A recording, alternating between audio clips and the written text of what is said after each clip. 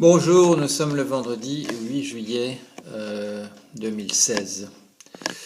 Et le sujet pour aujourd'hui, il est évident, il est la suite du Brexit, du vote des citoyens du Royaume-Uni en faveur de quitter l'Union européenne. Personne n'était prêt pour ça. On apprend ce matin que le Trésor britannique n'avait rien prévu au cas d'un vote négatif. En fait, tous ceux qui étaient responsables de cela au niveau du Parti conservateur, essentiellement en Grande-Bretagne, personne n'était prêt à une réponse négative. Personne ne l'envisageait. Ceux qui menaient la campagne pour la sortie, pour le Brexit, n'imaginaient pas une seconde qu'ils allaient gagner. Ils n'avaient pas prévu de solution, de choses à faire en cas de réussite. Tout ça, c'était du bluff. Du bluff de la part de M. Cameron, de dire voilà, je vais me débarrasser une fois pour toutes des gens qui m'ennuient en disant qu'il faudrait sortir de l'Union européenne, et en face de lui, son opposition, c'était des gens qui voulaient faire carrière, comme M. Boris Johnson, sur le fait d'avoir défendu la proposition de sortie de l'Union européenne, mais sans imaginer une seconde que ça pourrait avoir lieu. Ce qui s'est passé, vous l'avez vu. Ce n'est pas le peuple écossais qui lui a voté pour rester dans l'Union européenne, c'est le peuple anglais qui a manifesté son mécontentement, comme on le fait maintenant, dès que d'un peuple européen a la possibilité de voter. Il vote contre le gouvernement parce que le gouvernement ne lui offre rien d'intéressant qu'on pourrait soutenir. Alors ça conduit à ces alternances entre différents partis, chaque parti étant rejeté une fois qu'il a terminé son mandat. On n'avait pas prévu la catastrophe du point de vue économique et financier qui sera associée à ce Brexit. Il est possible qu'elle ne fasse encore que commencer. On s'inquiétait hier en particulier du fait que la moitié des fonds adossés à de l'immobilier commercial en Grande-Bretagne, au Royaume-Uni, soit gelés depuis hier. Ça représente des milliards, bien entendu, en livres sterling. Ça ne représente pas une partie qu'on pourrait considérer importante du secteur immobilier en tant que tel. Ça ne représente que 5% de ce secteur. Mais vous le savez, les subprimes dans l'économie américaine, ça ne représentait pas grand-chose non plus. Mais c'était dans une position stratégique. Et là aussi, l'immobilier commercial est en position stratégique dans le système financier. Qu'est-ce qui se passe? Eh bien là, il faut en parler une seconde parce que vous savez que je suis un très grand critique de la manière dont on organise la finance. Eh bien, ces fonds promettent aux gens qui souscrivent de pouvoir retirer leur argent de manière quasi immédiate. Alors que ce qui se trouve derrière, la richesse qui est représentée par ce fonds, ce sont des immeubles commerciaux. Alors il y a un gap de liquidité, comme on dit, c'est-à-dire que, eh bien, vous pouvez retirer votre argent le jour où vous voulez, mais pour pouvoir répondre à une demande importante de retrait, la compagnie en question, le fonds en question, est obligé de vendre des immeubles commerciaux. Alors, qu'est-ce qu'on fait? Eh bien, si on doit en vendre, eh bien, on vend celui qui a la meilleure valeur commerciale, et le fonds perd de la valeur automatiquement puisqu'il vient de se débarrasser de ses fleurons, et ainsi de suite. C'est-à-dire qu'on vend à la casse dans un marché déprimé les meilleurs produits, le fonds se déprime, etc. Et on a une solution pour un désastre. Ces produits existaient, il est connu de tout le monde qu'il y a là un gap quant à la liquidité. La liquidité est importante du point de vue du retrait possible, on peut entrer et sortir de ces fonds, mais ce qu'il faudrait vendre et acheter par derrière a une énorme inertie. Alors, une question qu'on peut se poser, c'est pourquoi le régulateur a-t-il permis que des bombes à retardement de ce type existent Eh bien, la question est posée et c'est monsieur Delarosière, je dirais, dans son ouvrage dont j'ai fait un compte-rendu dans la revue Trends Tendance récemment et j'ai mis le papier, je l'ai mis hier ou avant-hier, ça devait être hier, je l'ai mis sur le blog. Il explique la raison pour laquelle on fait des choses de cet ordre-là et pourquoi le régulateur ne dit rien. La dérégulation qui s'est introduite à partir des années 1970, Keynes avait dit la fin du laisser-faire. On a fait revenir le laisser-faire. On a réintroduit délibérément des bombardements comme ce qui est en train de saboter, de faire sauter, de faire exploser le secteur financier en Grande-Bretagne. Et ce n'est pas la seule chose, bien entendu. La livre sterling a perdu, je crois que de l'ordre de 10%.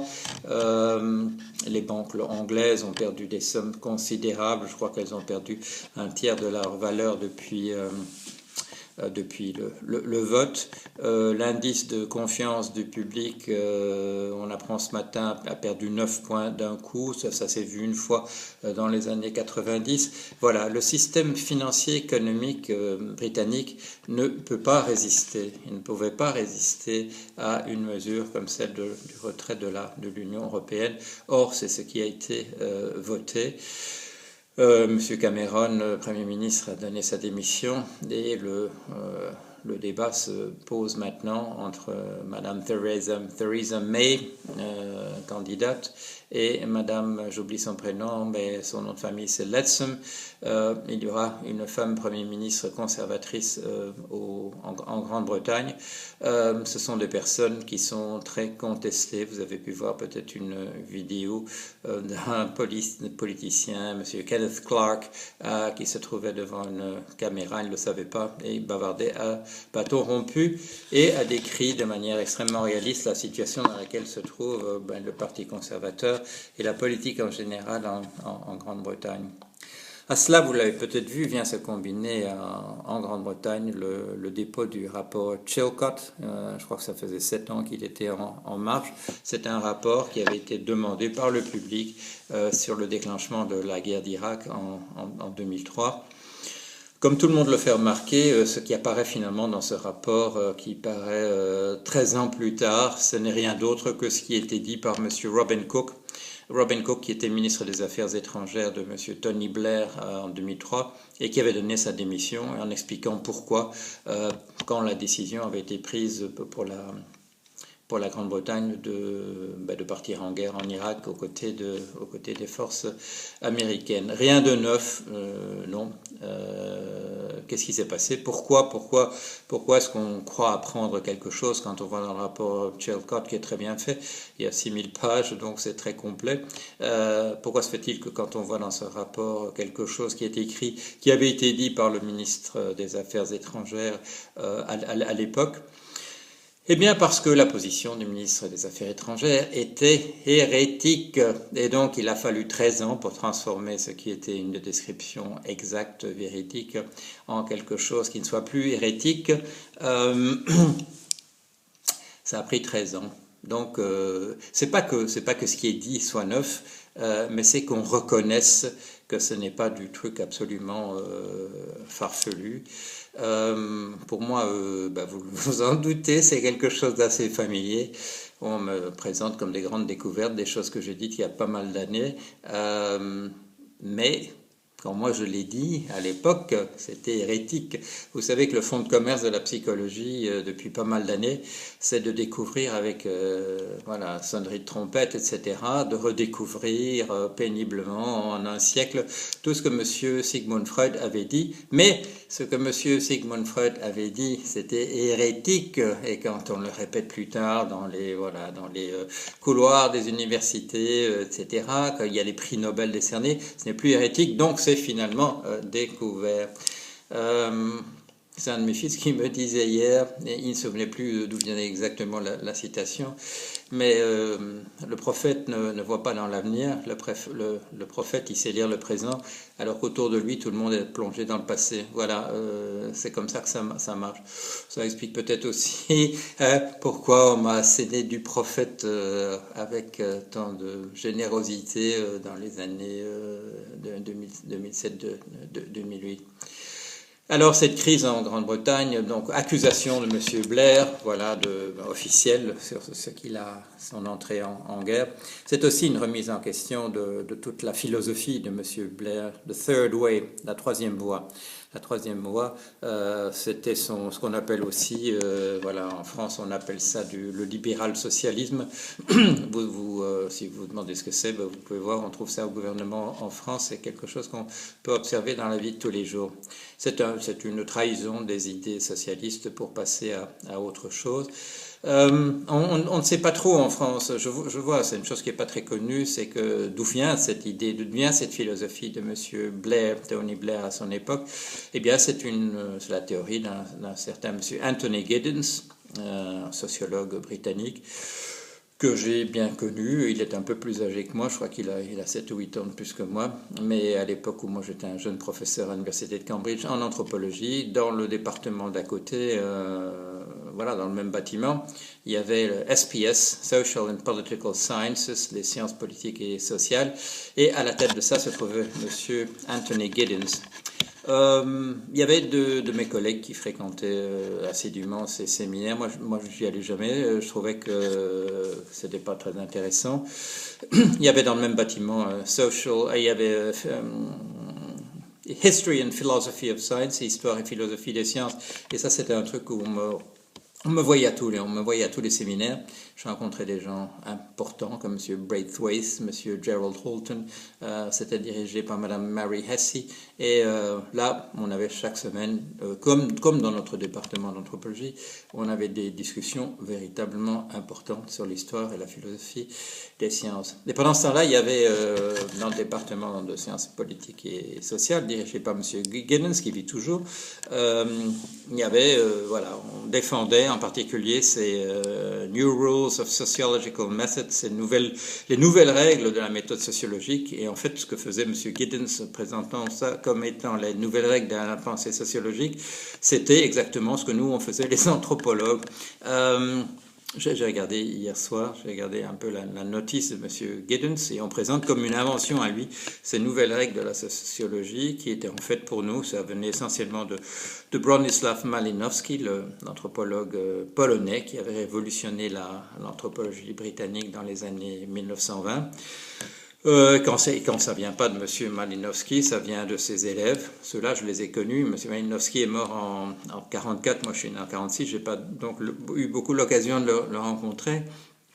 Mais bon, j'ai connu certains de ses élèves les plus prestigieux que j'ai bien connus, qui ont été mes professeurs, à qui j'ai de longues conversations, Meyer Fortus, Edmund Leach, Monica Wilson, Audrey Richards, j'en oublie encore beaucoup d'autres qu'on pourrait mentionner.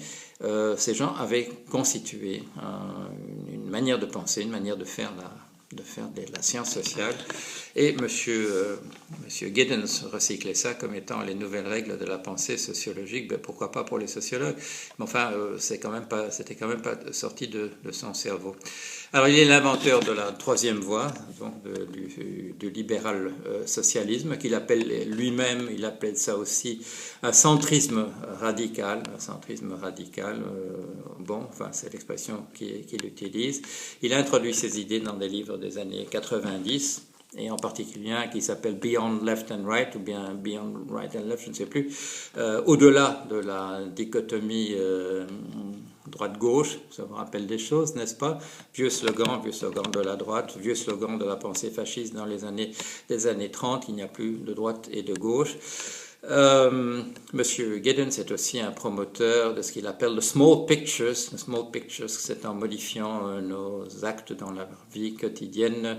Et vous avez vu ma participation à la production de jardins potagers, que voilà, que comme il n'y a plus d'idéologie, il n'y a plus de droite, plus de gauche, la manière dont on changera les choses, c'est nous en allant tous à vélo, c'est nous en ayant tous un potager, etc. Aussi, voilà, aussi quelque chose de connu. C'est pas bien entendu, c'est pas lui qui a inventé tout ça. Moi, je vous ai déjà expliqué, j'ai fréquenté les Quakers aux États-Unis.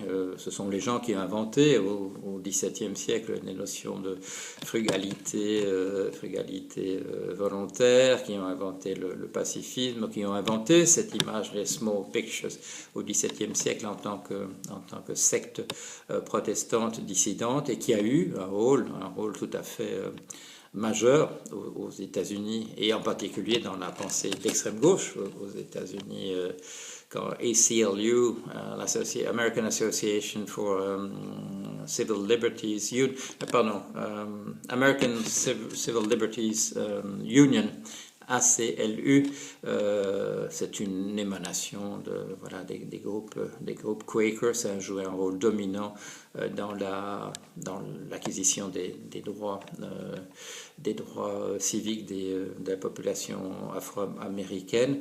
Ça continue de jouer un rôle important. C'est à peu près, je dirais, le seul parti, si vous voulez, d'extrême gauche. Mais ça ne se présente pas comme un parti, mais enfin, c'est là qu'on a un think tank de réflexion. Donc tout ça vient en réalité donc de gens qui sont de véritables hérétiques, de véritables dissidents au XVIIe siècle, mais dont la pensée est diluée par la suite. Il faut que j'ajoute évidemment qu'ils ont joué un rôle important dans l'abolitionnisme aussi de l'esclavage dans les années du milieu du XIXe siècle. Alors voilà, tout ça vient ensemble, et quand on attaque, comme on le fait maintenant, Monsieur Blair au point qu'il en perd ses moyens, on remet en question entièrement ce social-libéralisme en Grande-Bretagne. C'est à la fois sa politique guerrière en Irak, c'est aussi une remise en question de sa pensée politique, cette troisième voie qui nous a conduit. Cette troisième voie qui est une impasse totale, qui est une voie de garage totale, et dont en France en particulier on souffre tout spécialement en ce moment. Voilà un petit tableau de la Grande-Bretagne, un petit tableau du Royaume-Uni qui se trouve dans une situation extrêmement délicate du point de vue financier et économique en ce moment. Ça ne se limite pas à la Grande-Bretagne.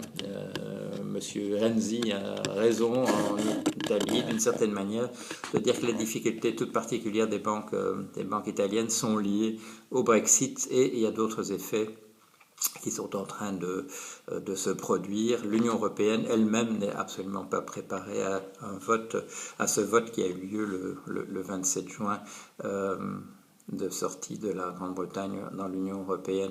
Je l'ai signalé quelques jours avant le Brexit, dans mon papier dans Le Monde. J'ai dit c'est un détonateur possible. Je n'en ai pas fait une liste, je mentionnais uniquement celui-là. Voilà, c'est un détonateur possible au sein d'une situation financière et économique déplorable. Les intérêts négatifs sont le paysage dans lequel une destruction massive. Il n'y avait pas d'armes de destruction massive en Irak au moment où il a été envahi en 2003, mais il y en a caché un peu partout dans le système financier et économique actuel. Alors, espérons toujours que la catastrophe prévisible n'aura pas lieu, mais voilà où nous en sommes. L'inconséquence de politiciens jouant au plus fin, jouant du billard à trois bandes, jouant du poker essentiellement sur le bluff, mais sans savoir jouer au poker. Voilà ce que nous avons aujourd'hui, sans même mentionner la nouvelle de la nuit, qui est donc le fait que la police s'est fait attaquer à l'arme avec des armes à feu à Dallas, et que plusieurs policiers sont morts et de nombreux policiers sont blessés. Là aussi, on aurait pu dire une chose prévisible. Ça fait des années maintenant que les populations aux États-Unis protestent contre le délit de faciès et les morts suspectes ou les morts connues de gens qui se trouvent appartenir à des minorités et qui semblent constituer des citoyens de seconde zone, puisque quand il s'agit de les arrêter, on les liquide plus souvent qu'on ne les arrête. Voilà. Panorama un petit peu noir ce matin, mais enfin voilà, c'est pas moi qui invente ça, c'est comme ça que le monde se trouve. Voilà, allez, à bientôt.